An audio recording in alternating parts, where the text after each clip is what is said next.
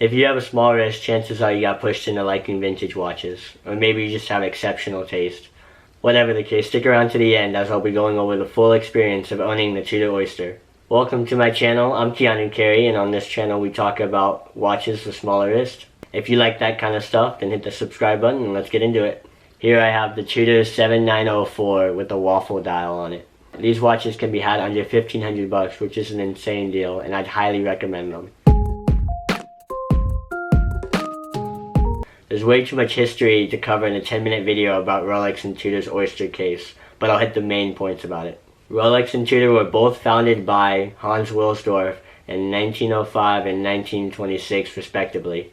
Both used the novel Oyster case, with Tudor using more affordable movements. Before the Perpetual was added in the 1950s, the Oysters used manual wind movements. The era of the manual wind Oysters are some of the coolest watches. The specs of these watches are super versatile. It has a diameter of 34 millimeters, a lug to love of 40 millimeters, and an odd lug width of 19 millimeters. The strap I have this on is a vintage rally strap, and these little threads right here I feel like perfectly match the patina on the dial, and it really brings out the beauty of this piece.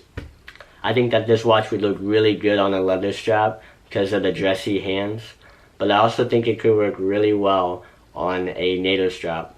There's even a bracelet that fits this watch, which I might get, so subscribe if you want to see that. But I can't stress enough how well these wear. The Oyster case wears a lot bigger than you'd think it would. Interestingly enough, Rolex markets their modern watches as bigger than they actually are, because the Oyster case wears bigger than the size would suggest.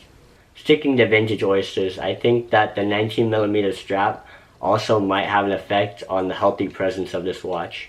Interestingly enough, I have this one on an 18mm strap, but I haven't had any problems with it falling off the wrist. Let's get into the pros of this watch. I think a big pro about these watches are the brand and the heritage. Let's say you're looking for an affordable vintage watch with brand recognition. I can only think of two really good options, Omega and Tudor. You could also say Seiko, but most normies think Seiko's cheap. Tudor's been getting a lot of recognition and even directly competing with Omega. And while brand shouldn't be your only deciding factor when buying a watch, I think it is really important for most people. The movement that this watch carries is also a big pro. It carries a movement based on the Fleurier caliber 390. A movement so robust that after 70 years it's still ticking.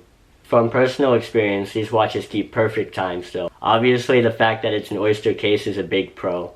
Not only is that iconic, but it's also waterproof and very robust. While you should never go swimming with any vintage watch, I think that this watch can handle everyday life activities such as washing your hands, going out in the rain, or even doing dishes. I wouldn't be scared to take this on my day-to-day activities. Finally, the unique character of these watches is absolutely stunning. They have really nice dials and crisp text on them. This one specifically has a waffle dial with really pretty patina accents. I really love vintage watches for their unique character and vintage traits.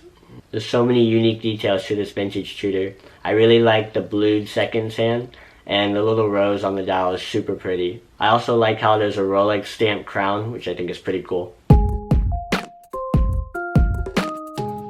There's only one real con I would talk about with this watch, and that would be the manual wind movement with the screw down crown.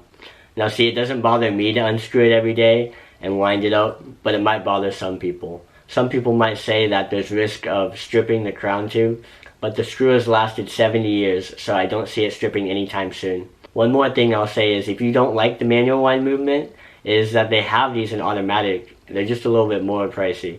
I really like the self-winding smiley text on the automatic versions too.